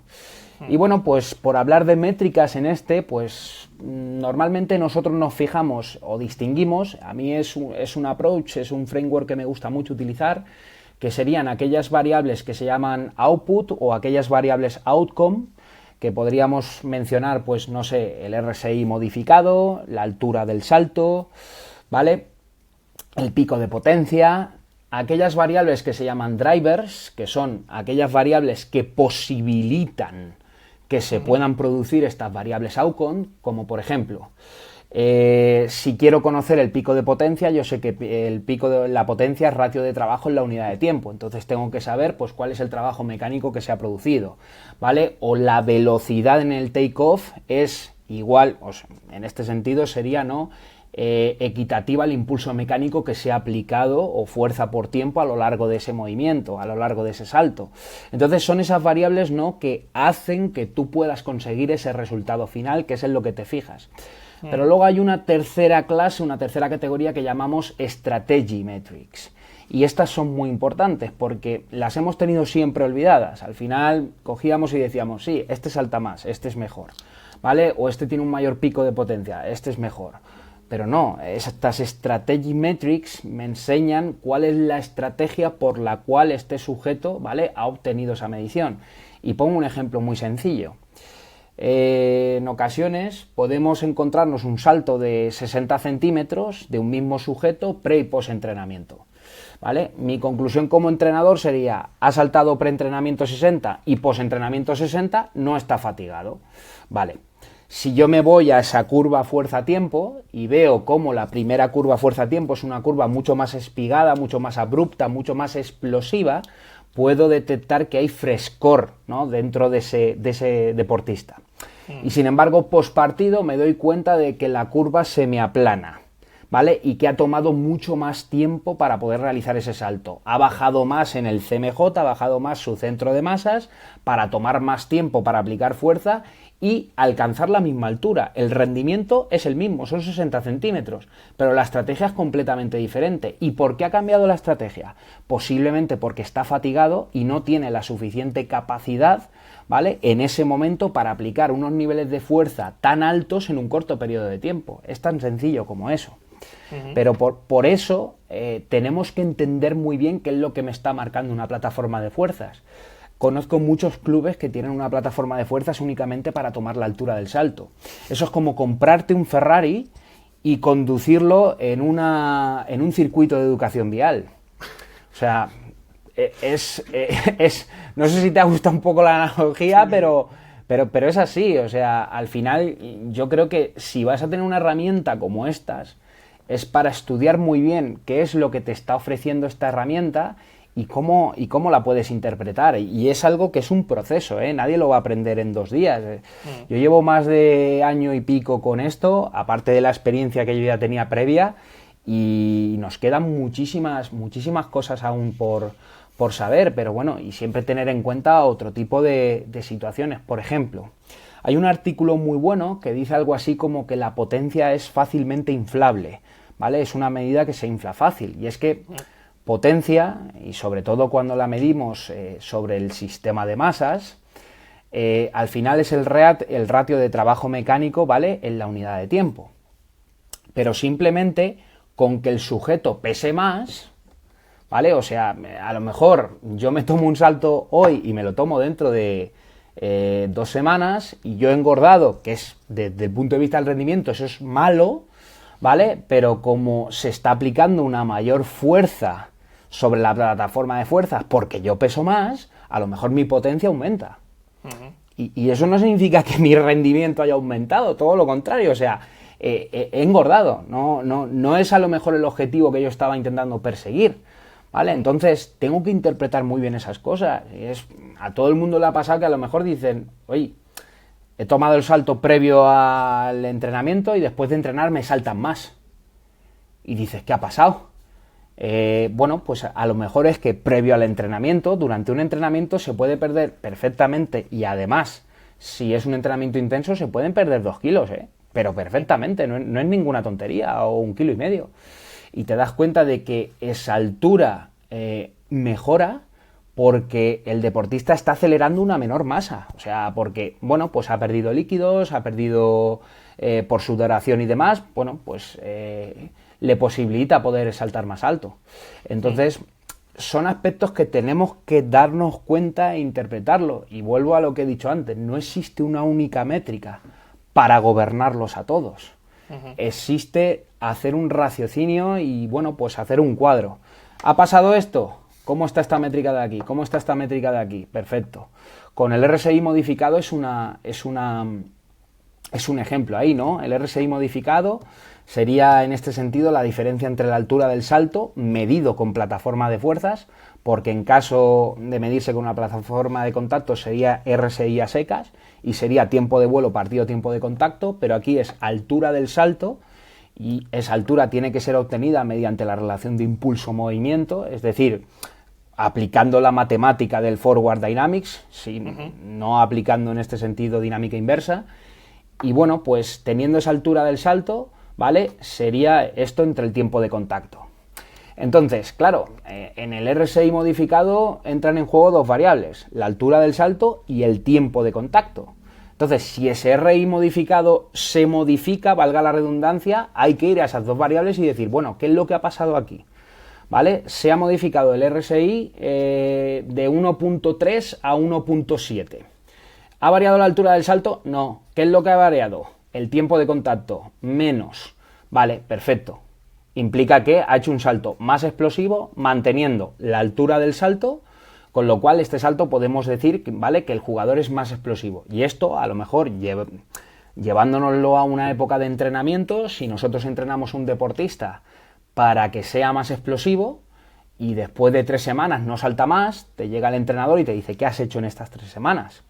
Y dices, bueno, no salta más, pero mira, es más explosivo. Hemos conseguido el objetivo que yo quería conseguir. Pero por eso hay que ir desgranando esas métricas, ¿no? Y sobre todo conociendo cómo estas métricas al final se producen.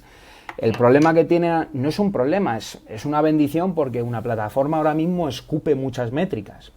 Y muchas veces me vienen los entrenadores y dicen, es que escupe un montón de métricas. Pero claro, tengo que saber encontrar, ¿no?, pues un framework de decir, es que no me tengo que fijar en 300, me tengo que fijar en 6. Y si a partir de estas 6 no me dan información y con este jugador yo quiero ver algo específico, ¿vale?, como pueda ser asimetrías, etcétera, etcétera y demás, entonces ya puedo ir específicamente a estas métricas que a lo mejor me pueden dar una información X. Pero si no, pues tener claro un grupo de 5 o 6 métricas que me puedan aportar una información lo suficientemente interesante. Ir por capas, claro, y al final para lo que necesites, porque puedes necesitar saber, oye, ¿cómo consigue este deportista esos 60 centímetros de salto? ¿Cómo los consigue este? Exacto. Porque no son lo mismo, porque si este tío llega a esos 60 centímetros antes que este otro, realmente es mejor, en principio. ¿Cómo podemos hacer que este tío llegue a eso mismo? O por qué este salta más que este, qué estrategia está siguiendo, o por qué este tiene el pico en el excéntrico y por qué en el concéntrico. Eso es. Totalmente. Lo que comentas tú de esas 3 capas es perfecto. O sea, yo creo que es la mejor manera de hacerlo para alguien que esté buscando cómo organizar esos datos. Al final, ve por capas, desde lo más general de output máximo hasta lo que te vaya detallando un poco más. Que aquí me surge una pregunta que siempre son cosas en las que yo siempre busco trabajar, que es cuando vemos esa curva de fuerza-tiempo, si queremos saber un poco en qué partes el deportista es mejor o peor, si estamos hablando de una parte de landweighing o de la parte de frenado o de propulsiva, ¿a qué métricas te fijarías tú o qué métricas mirarías y cogerías? Mira, lo primero que iríamos, como estábamos comentando, sería coger esas métricas, ¿no?, output, ¿no?, las que me interesan, que en este caso pues pueda ser pico de potencia, altura del salto, RSI modificado y demás. Y a partir de ahí, pues yo ya puedo ir desglosando cada una de las fases en función de qué es lo que me interese, ¿vale? Como comentábamos antes, sabemos que tener el mayor pico de fuerza en la fase excéntrica, ¿vale?, pues implica que el salto es más eficiente. ¿Nuestro deportista lo tiene? Sí, no. Vale, pues a partir de ahí comenzamos el algoritmo. Vale, pues no lo tiene. Lo tiene en la concéntrica, perfecto. Pues bueno, podemos ver en este sentido cuál es la fuerza media que es capaz de hacer una fase excéntrica, cuánto le dura esa fase excéntrica, ¿vale? Luego, te puedes ir, por ejemplo, a esa fase concéntrica ahora, ¿no? Vemos la fuerza media que es capaz de hacer, vemos cuánto dura esa fase concéntrica. Y ahora, una parte muy importante y que en pocas ocasiones se tiene en cuenta es compararlo con respecto a benchmarks. una de las partes muy importantes de nuestro trabajo, que no es únicamente decretar cuáles son las métricas que mejor te sirven o que peor te sirven, es haber testeado a un gran número de deportistas en un deporte dado para yo poder decirte ahora con un cierto nivel de certeza, los buenos suelen hacer esto.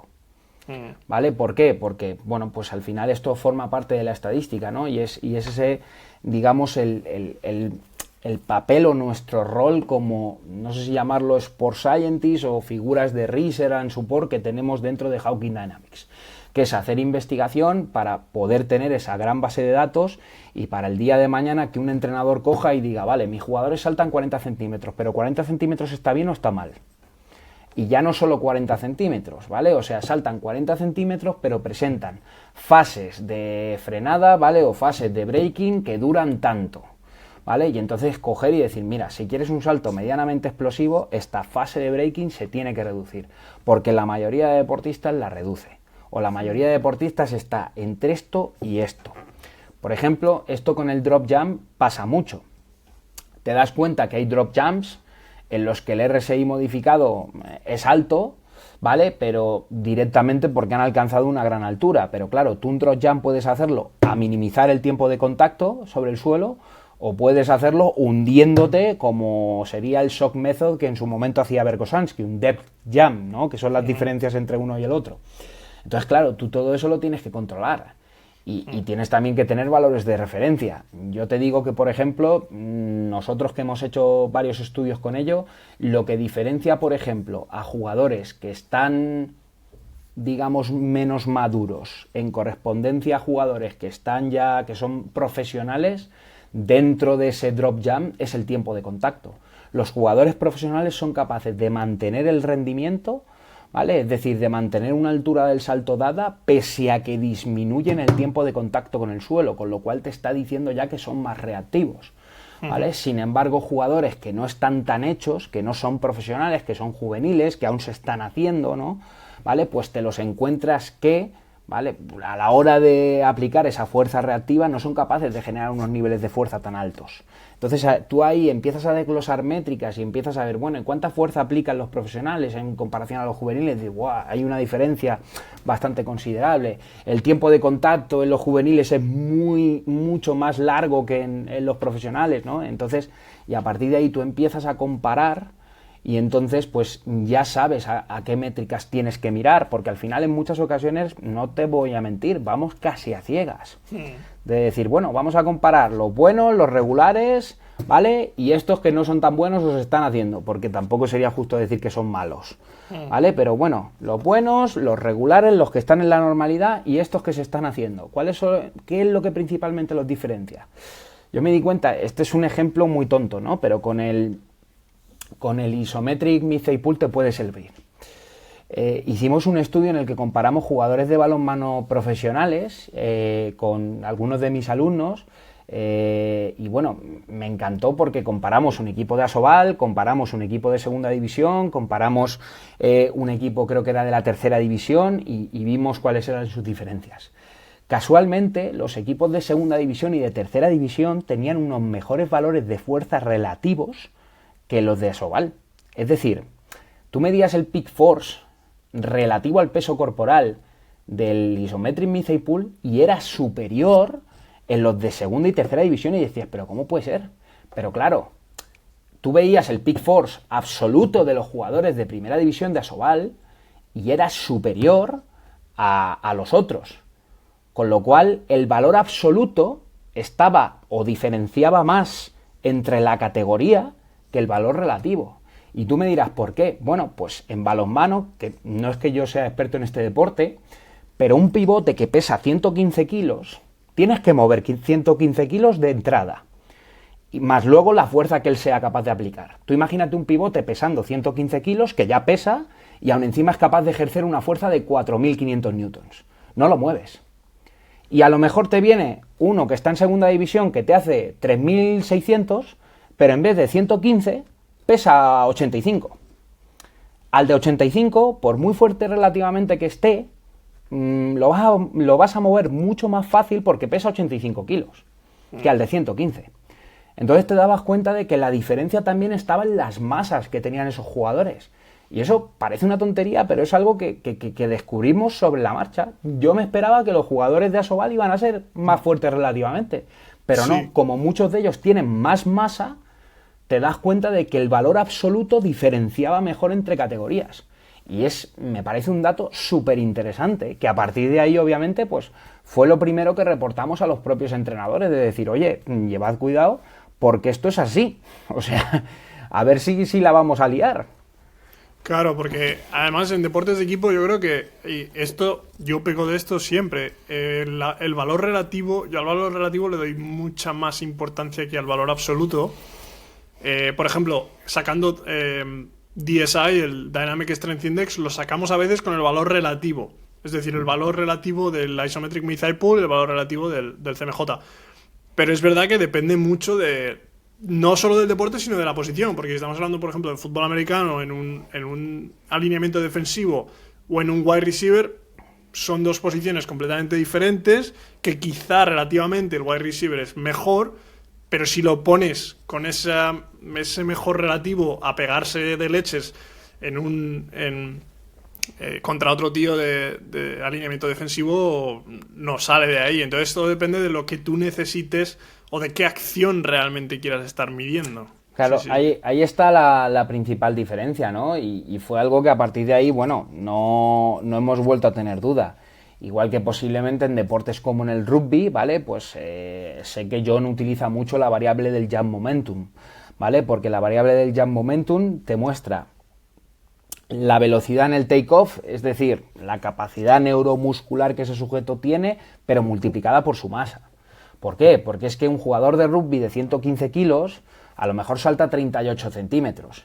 Y digamos, que sea un delantero, un forward, ¿no? Y entonces un wingback o uno de estos que juegan en los tres cuartos te salta 45.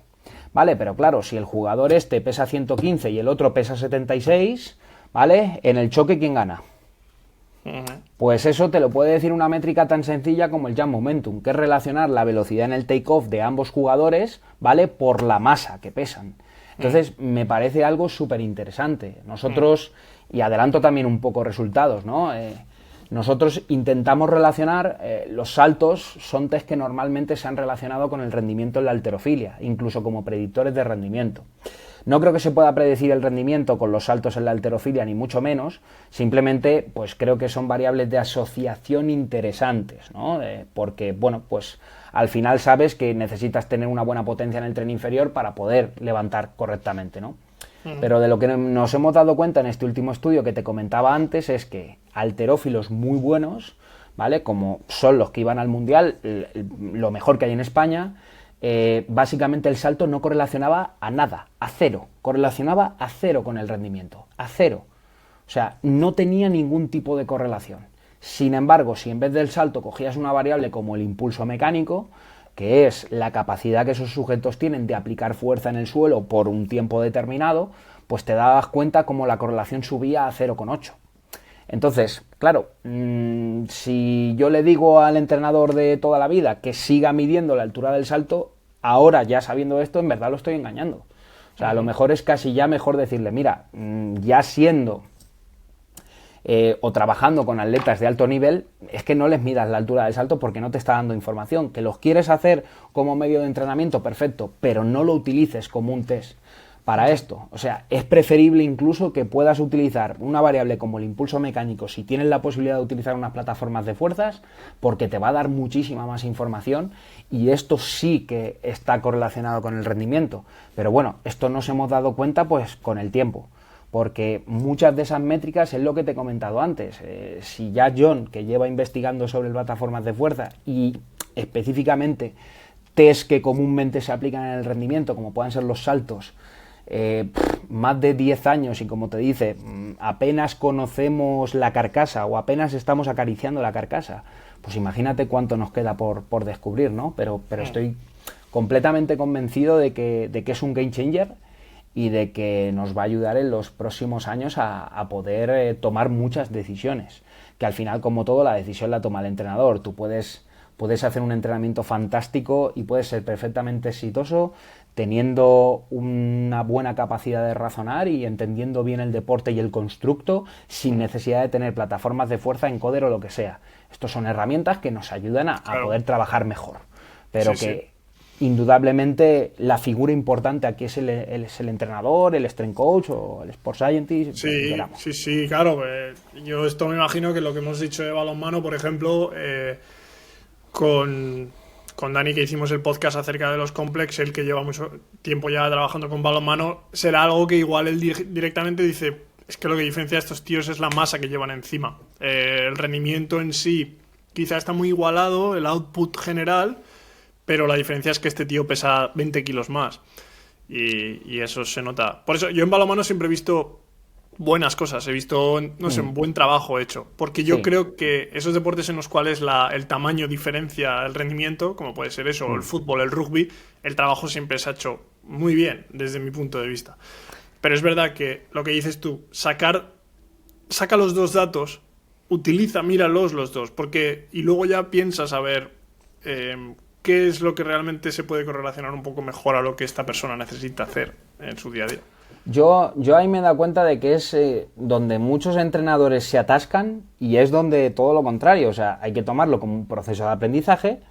Tu primer año tratando con plataformas de fuerzas te vas a sentir posiblemente un completo inútil, pero no lo eres. O sea, forma parte del proceso de aprendizaje. Esto es como alguien que empieza a aprender un idioma. Tu primer año, ¿vale? Pues sientes que no entiendes a nadie, que no eres capaz de expresarte y cuando va pasando el tiempo te vas dando cuenta de que el esfuerzo ha merecido la pena, ¿no? Pues esto es entender un idioma nuevo, pero es entender un idioma nuevo que viene para ayudarnos y para ayudarnos mucho. Entonces hay que tomarse su tiempo. Oye, pues ahora mismo no entiendo esto, no pasa nada por decir no lo entiendo. Voy a preguntar a alguien que me pueda ayudar. Hay ciertos portales en los que se puede obtener información muy válida. Por ejemplo, en Hawking Dynamics nosotros solemos escribir en el blog bastantes posts acerca de esto y considero que están, muy accesibles a la población en general. O sea, para poder entenderlos. Luego tienen los artículos científicos que no a todo el mundo le gusta leer y yo lo entiendo, pero pues en Hawking pues tenemos esa parte más de divulgación. También puedes encontrar algunos webinars, algunos podcast como este mismo, ¿no? En el que pueda pues tener esa información y luego, ¿cómo no? Pues siempre la llamada de móvil con un amigo o una charla entre un grupo de profesionales en los cuales me puedan aportar muchísimo. O sea, si ahora mismo nos quedamos tú y yo hablando aquí o fuera off the record, ¿no? Y te empiezo a preguntar, bueno, ¿y tú qué métricas y esto cómo lo has hecho y esto cómo tal? Es que estoy seguro de que de esa conversación sacaríamos un montón de conclusiones. Sí, y de ir, como estás haciendo tú, ir a testear gente con otros compañeros en los cuales, oye, y si esto, oye... Claro, eso va a salir a base de tenerlo y hacerlo. A base de leerlo, sí, o sea, vas a sacar como una serie de ideas, pero hasta que no te pongas a hacerlo, no vas a sacar los conceptos que tú quieres. Y luego, además, esos conceptos, hay mucha gente que los puede tener, pero que no están publicados. Siempre estamos pensando que en el podcast hemos tratado todo, o está todo en la web, o no sé qué, pero... Joder, vete a ver a alguien que tenga plataformas de fuerza y charla con él y prueba a ver y esas cosas que siempre es que ayudan mucho más. Hasta que tú no has utilizado la herramienta en sí no te has dado cuenta. Yo considero de que de esta herramienta, creo que de todo, ¿no? Pero se aprende en esa parte teórica, se aprende en esa parte práctica usándola, equivocándote, ¿no? Y luego se aprende en esa parte, ¿no? De compartir esas experiencias y conocimientos, ¿no? O sea, entonces es un proceso que nunca acaba, porque, bueno, pues leo esta parte teórica mía, después la aplico, cometo millones de errores, porque es que aparte yo creo que es una de las partes más importantes para darte cuenta. El otro día estábamos midiendo y vinieron dos alumnos a los cuales les solicité por favor que vinieran a acompañarnos y recuerdo que pues el primero cometió una serie de errores muy normales, ¿vale? De cometer y le dije, no te pongas nervioso, no pasa nada. Estábamos en un contexto real midiendo deportistas en su club, no sé qué. Digo, no pasa nada, todos nos hemos equivocado. Y recuerdo que la parte más positiva de esto era que cada uno de esos errores él entendió por qué los había cometido. ¿Vale? Por ejemplo, en el Isometric Midthigh Pull, si el sujeto se está midiendo antes, se está moviendo antes, por ejemplo, muchos de ellos apoyan su peso encima de la barra. De esta manera, el System Weight capta menos kilos, ¿vale? Porque si yo peso 100, pero me apoyo encima de la barra, a lo mejor la barra está captando 80. De golpe y porrazo, cuando yo tiro para arriba, claro, ya tiro para arriba no solo con la fuerza que yo esté aplicando, sino más los 20 kilos que le acabo de sumar. Entonces, ahora Hawkin Dynamics está adaptado para que automáticamente ese intento te lo tire. ¿Por qué? Porque no se ha medido el System Weight apropiadamente. Bueno, pues él mismo se dio cuenta y dijo, aquí ha pasado esto. Sí, efectivamente.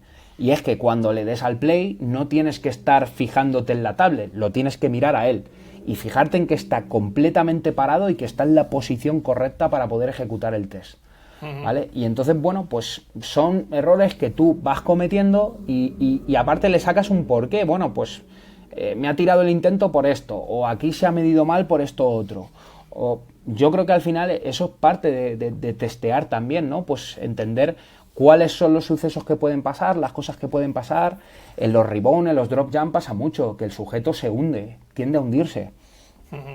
Entonces, bueno, pues ya sabes que hay que decirle, no, minimízame el tiempo de contacto, tiene que ser un pam, ¿vale? Simplemente, y en muchas ocasiones se lo tienes que hacer tú para que te vean, sepan cómo es y todo esto, o sea, y creo que esas indicaciones son muy importantes y sobre todo darte cuenta de qué es lo que está pasando, por qué aquí se ha modificado, por qué aquí no, y eso te lo va a dar esa experiencia y también charlar con compañeros. Que te coja un compañero y me diga, mira, pues yo digo esta cosa y me va bastante bien. O sea, y en muchas ocasiones, pues tomas ese consejo y lo aplicas. ¿Ves que te va bien? Pues genial, una herramienta nueva que has añadido. Claro, sí, eso es, hay que salir y hacerlo. Vale, a ver, podríamos seguir aquí un montón de rato, pero lo vamos a parar. Aquí. Seguramente. Y bueno, por último, simplemente, si quieres comentarnos alguna cosilla. Sobre... Promocionar lo que tú quieras. Promocionar lo que yo quiera. Bueno, pues a ver, pues gracias por la oportunidad y nada, yo promocionar en este sentido pues animaría a la gente sinceramente a probar este tipo de tecnología porque la verdad que está más accesible que nunca. O sea, estamos hablando de que los leasing que ahora están bastante de moda y que aparte lo considero... En España, por ejemplo, tenemos esa sensación de que siempre queremos comprar, ¿no? Y considero que en este sentido el alquiler de verdad sale rentable, ¿vale? Porque entre otras cosas, bueno, se acaba el alquiler, te dan unas plataformas nuevas y comienzas otro alquiler. Y están a un precio que verdaderamente es irrisorio para todo lo que se puede hacer con ello y que creo que la gente pues puede al final mejorar muchísimo sus prácticas y aprender mucho de entrenamiento con ello. Entonces lo considero que es algo fundamental y que la gente se tendría que lanzar a por ello. Obviamente yo voy a recomendar Hawkin Dynamics, que es donde yo trabajo y es donde considero que se tiene un muy buen producto, tanto a nivel de hardware como a nivel de software, y tenemos un equipo detrás muy potente en el cual seguimos trabajando en mejorar el software cada vez más y ofrecer mayores posibilidades.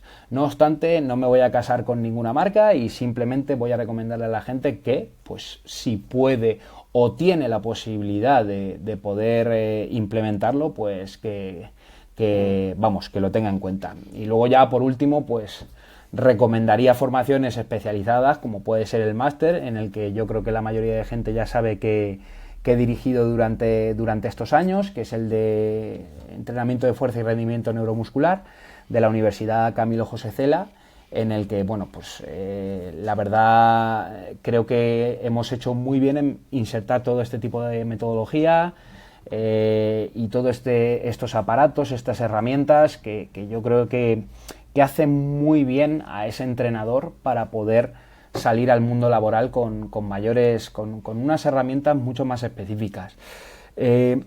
Yo creo que, sobre todo en mi facultad lo veo, que tenemos muchos fisioterapeutas y bueno, pues hablo con ellos, veo su manera de trabajar y yo no me quiero meter en esa guerra de fisio, de CAFID, etcétera, etcétera y demás, pero sí que es cierto que cuando te pones a charlar con ellos muchas veces, te das cuenta de que ellos al final manejan mucha aparatología, manejan mucho aparato, conocen mucho aparato, y yo no sé si eso te da un mayor nivel de profesionalidad o no, pero lo que sí que es cierto es que ayudan y que te permiten dar datos objetivos sobre un trabajo que tú estás haciendo. En muchas ocasiones el gran problema que tenemos nosotros es que no hemos tenido tradicionalmente tanta aparatología, ahora empezamos a tenerla, y esta aparatología nos sirve para poder dar o mostrar datos objetivos y también aprender nosotros. Ojo, los fisioterapeutas aprenden muchísimo mediante el uso del ecógrafo, por ejemplo. Y yo creo que esto ya nos empieza a ayudar a entender todo esto mucho más. De hecho, creo que en la mayoría de prácticas del máster yo meto plataformas de fuerzas simplemente porque hasta que yo no vi por primera vez una curva fuerza-tiempo de una sentadilla isométrica, un CMJ y un drop jump, por más que yo había leído eso de fuerza máxima explosiva y reactiva o balística y reactiva, hasta que yo no vi esas curvas, vi los niveles de fuerza, cómo se producen o cómo se produce la fuerza en los ciertos periodos de tiempo, yo creo que no fui perfectamente consciente de lo que yo mismo tenía en mi concepto de cabeza, ¿no? Entonces, lo considero algo interesante y que todo el mundo podría aprender un montón, ¿no? Sí. Y nada, pues la verdad que animar, porque creo que estamos en un muy buen momento dentro de la parte del Sport Science, porque está saliendo muchísima tecnología que nos va a ayudar muchísimo. Ahora, como todo, pues va a ser esa parte, ¿no?, de seleccionar qué es lo que de verdad va a marcar la diferencia, ¿no?, a la hora de tomar decisiones. Sí, eso es. Y bueno, el tema de las marcas, como ha dicho Marcos, esto ya es más cosa de mercado que otra cosa, pero hay que tener una cosa en cuenta, y es que simplemente fíjate un poco quién trabaja con qué marcas y evalúa tú lo que quieras sacar en consecuencia de todo esto. Pero bueno, yo una de las cosas que siempre he abogado en el podcast y que nunca suelo tratar es simplemente eso, ¿no? Cuando tienes una serie de presencia social, o tú, por ejemplo, también con presencia académica, llegan ofertas de cosas y tienes que decidir un poco con qué marcas te quedas. Y hay unas personas que acaban siendo más o menos rigurosas, hay unas marcas que son más o menos rigurosas con ciertas cosas. Pasa, por ejemplo, con la suplementación. Cuando tú te metes en el mundo del fitness, se ve con mucha facilidad qué divulgadores y qué personas que están en el mundo del fitness están dispuestos a, por el dinero, darse a cualquier marca en la que pueden sacar más dinero, o simplemente atarse a una marca que es mejor y que te puede dar mejores, está claro que es mejor simplemente por ingredientes o lo que sea, o por rigurosidad, y que prefieren eso para dar un producto de calidad. Entonces, eso también hay que tenerlo en cuenta. Y nada, sobre todo a Marcos, muchísimas gracias por estar aquí, enhorabuena por haber sido padre y gracias por haber sacado un ratillo, que en estos momentos sé que es lo más difícil, pero muchísimas gracias por estar aquí. Muchísimas gracias a ti, Rodrigo, como siempre. Un placer.